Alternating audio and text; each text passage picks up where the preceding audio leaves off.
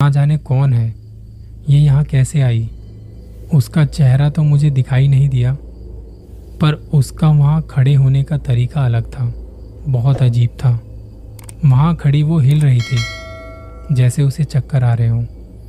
ये देख मैं जहाँ खड़ा था वहीं खड़ा का खड़ा रह गया।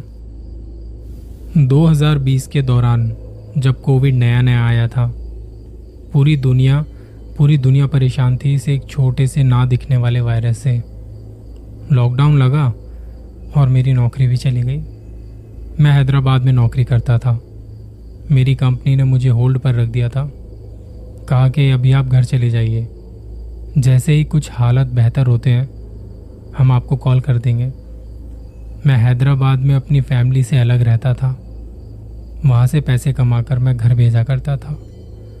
मैंने अपने पापा से कहा था कि हमारा कोई घर नहीं है, तो पहला काम आपको ये करना है कि आपको अपना घर बनवाना है। पापा ने उन पैसों को सेविंग में डाल दिया और जब कुछ हद तक पैसे जमा हुए तो उन्होंने गांव में ज़मीन ली और थोड़ा बहुत यहाँ वहाँ से पैसे लेकर के घर बनवा लिया। ये पहली बार था जब मैं उस नए घर में जा रहा था। मुझे अभी तक वहाँ के बारे में कुछ भी नहीं पता था। वहाँ पहुँच के पता चला कि वो घर एक पुराने कब्रिस्तान के आसपास था। इस पर जब मैंने पापा से पूछा तो उन्होंने कहा इस जगह सस्ती ज़मीन मिल रही थी, तो कैसे न कैसे यहाँ वहाँ से जुगाड़ करके एक घर बनवा लिया। आपको थोड़ा बताना चाहूँगा कि वो जगह कैसी थी। आसपास कई सारे घर बने हुए थे, पर हमारा घर कुछ अलग थलग था। मैं घर पहुँचता हूँ, मेरे घर वाले मेरा इंतज़ार कर रहे थे, क्योंकि उनसे मिले हुए मुझे ना जाने कितना टाइम हो गया था। हम सारे बहुत खुश थे, पर कहीं ना कहीं मुझे नौकरी के जाने का अफसोस था। मेरे लिए माँ ने अच्छा सा खाना बनाया था, मेरी पसंद का खाना। मेरी माँ खाना बहुत अच्छा बनाती है। आज बरसों बाद उनके हाथ का खाना खा के मैं सब कुछ भूल चुका था। मेरा दिन बढ़िया बीत रहा था। हम बातें कर रहे थे, मस्ती मज़े कर रहे थे। शाम ढलते ढलते पापा के पास एक फ़ोन आता है।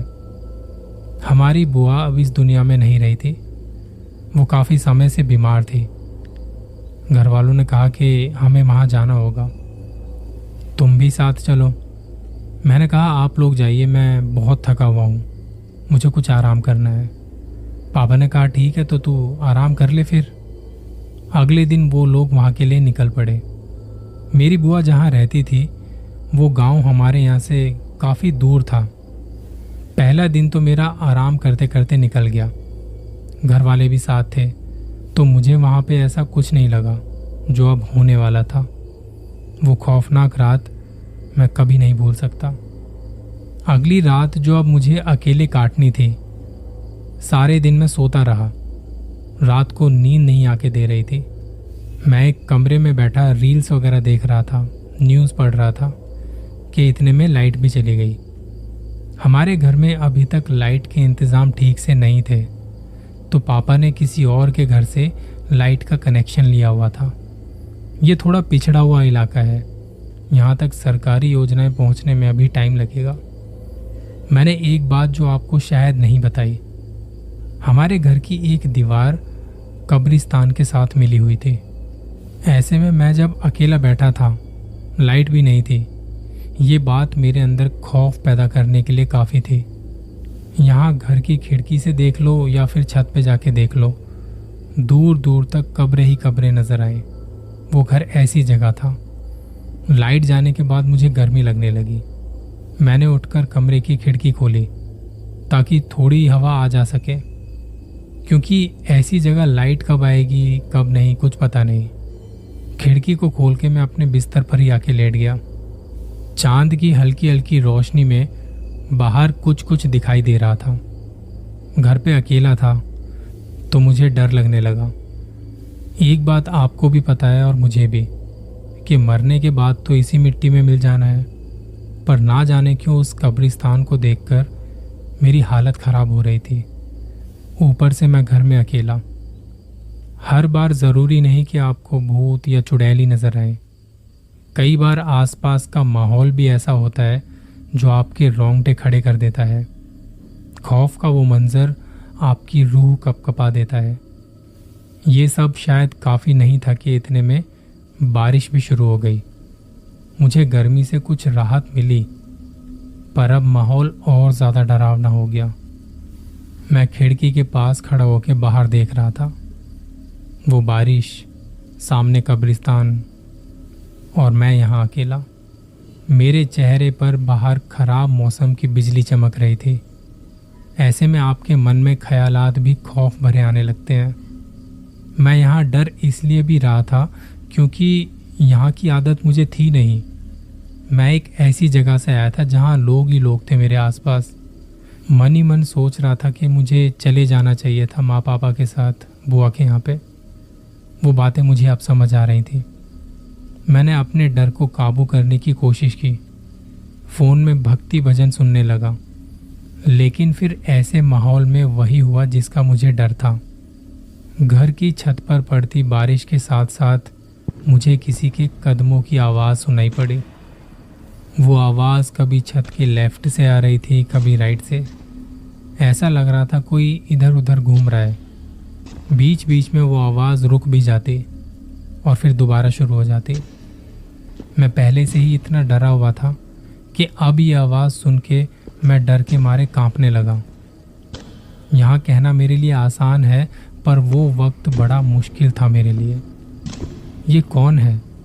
घर का दरवाज़ा तो बंद है। ये कहाँ से आया होगा? क्या चाहिए इसे? इतनी तेज़ बारिश में क्यों परेशान हो रहा है छत पे? मैं उस आवाज़ को इग्नोर करने की कोशिश किए जा रहा था। डर के मारे मैंने कमरे की खिड़की को भी बंद कर लिया था, जहाँ से वो कब्रिस्तान नज़र आ रहा था। मेरे डर का एहसास बढ़ता चला गया कि कौन है छत पर इतनी बारिश में। लगा कि एक बार छत पे जाके देखना चाहिए। लाइट नहीं थी घर पे, कोई था भी नहीं, तो मेरा ध्यान ना चाहते हुए भी बस उसी तरफ जा रहा था। कोई ऐसे ही डायरेक्ट छत पे कैसे चला गया? आएगा तो दरवाजे से ही आएगा ना। पर ऐसा कुछ नहीं हुआ। ये सब चीज़ें मेरे दिमाग में चल रही थी लगातार। मैं पहले ही डरा हुआ था, पर फिर भी हिम्मत करते हुए एक कोने में रखी छतरी को उठाते हुए मैं बाहर निकलता हूँ। बारिश की आवाज़ और तेज़ हवा मेरे कानों में सरसराहट देती हुई निकल रही थी। मैं जानना चाहता था कि कौन है वो और यहाँ पे क्या कर रहा है। एक बार को तो लगा शायद कोई चोर है जिसने खाली घर देखा और आ गया। फिर मन में ये भी आया कि बड़ी देर से वो छत पे है। अगर उसे चोरी ही करनी होती तो वो नीचे आ जाता। इतनी देर से ऊपर क्या कर रहा है? आप लोगों ने देखा होगा कि गांव में ज़्यादातर घरों की जो छत होती है वो कच्ची होती है। लकड़ियों की कड़ी से उन्हें सहारा दिया जाता है। वो छत पक्की नहीं थी, इसलिए वो आवाज़ कुछ ज़्यादा ही महसूस हो रही थी मुझे। मैं छतरी उठाए सीढ़ियों की तरफ बढ़ा। जैसे ही पहला कदम मैंने सीढ़ी पर रखा तो सोचा कि एक बार देखूं कि क्या पता वो मेरी तरफ आ रहा हो। मैंने ऊपर छत की तरफ देखा। वहाँ आसमान में चमकती हुई बिजली में मुझे कोई नज़र नहीं आया। मैं ऊपर वाले को याद करता हुआ सीढ़ियाँ चढ़ता हुआ जा रहा था। मैंने अभी आधी सीढ़ियाँ चढ़ी ही थी कि मुझे ऊपर छत का कुछ हिस्सा नज़र आना शुरू हुआ। मैंने नज़रें यहाँ वहाँ दौड़ाई। बारिश की चमकती हुई बिजली में मैंने देखा कि एक औरत जिसकी पीठ मेरी तरफ थी, वो वहाँ खड़ी उस कब्रिस्तान की तरफ देख रही है। उसे वहाँ देखते ही मेरा दिल बाहर आने को था। वो बहुत ज़ोर ज़ोर से धड़क रहा था। ना जाने कौन है, ये यहाँ कैसे आई। उसका चेहरा तो मुझे दिखाई नहीं दिया, पर उसका वहाँ खड़े होने का तरीका अलग था, बहुत अजीब था। वहाँ खड़ी वो हिल रही थी, जैसे उसे चक्कर आ रहे हों। ये देख मैं जहाँ खड़ा था वहीं खड़ा का खड़ा रह गया। ना मुझसे नीचे आया गया और ऊपर जाने की तो मेरी हिम्मत थी नहीं। अब डर का वो आलम तो मैं बयां भी नहीं कर सकता। मुझे लग रहा था कि मेरे साथ कुछ गलत होने वाला है। मैंने हिम्मत की और दबे पाँव में वापस नीचे उतरा। आके अपने बिस्तर पर लेट गया। सारे दरवाजे बंद कर लिए, खिड़की बंद कर ली। मुझे ये था कि वो जो भी है कहीं नीचे मेरे कमरे में ना आ जाए। मैं बस चुपचाप अपने कमरे में लेटा हुआ हूँ। बाहर बादलों की गरज और वो तेज़ बारिश। मैं इंतज़ार में था कि कब लाइट आए, कब घर वाले आए, कब जल्दी से सुबह हो जाए। इतने में दोबारा से वही कदमों की आवाज़ आने लगी। अब क्योंकि मैंने उस औरत को देख लिया था तो बस यही सोच रहा था कि कब ये आवाज़ थमे, कब वो छत से जाए। ना जाने वो कौन है, उसे क्या चाहिए। हालांकि मैंने उसे अभी तक सामने से देखा नहीं था, मुझे बस उसकी पीठ ही दिखाई दी थी। अब वो सवाल मुझे परेशान करने लगे। मैंने खुद को संभालते हुए हिम्मत जुटाई और फैसला किया कि छत पर जाके देखता हूँ। पूछूं तो सही, कौन हो तुम और यहाँ पे क्या कर रही हो, क्या चाहिए तुम्हें। मैं खुद से कह रहा था कि मुझे नहीं डरना चाहिए। खामा खा मैं कुछ ज़्यादा ही डर रहा हूँ। घर मेरा है, मुझे जाके देखना चाहिए। हिम्मत करके मैं वापस ऊपर सीढ़ियों की तरफ बढ़ता हूँ। मेरी छतरी पर गिरती बारिश की वजह से आवाज़ बहुत हो रही थी। बहुत धीरे धीरे मैं ऊपर की तरफ जाता हूँ। जैसे ही मैं छत पर पहला कदम रखता हूँ तो उस वक्त मेरे साथ वो हुआ जब मुझे लगा कि ये मेरी आखिरी रात है। मेरे दिल की धड़कनें बढ़ चुकी थी। मैं क्या देखता हूँ, छत पर जाते ही मेरी छतरी पर पड़ती बारिश की आवाज़ से वो मेरी तरफ पलट के देखती है और मैं उसे देखता रह जाता हूँ।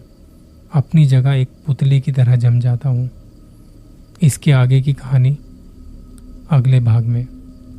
ख्याल रखिएगा।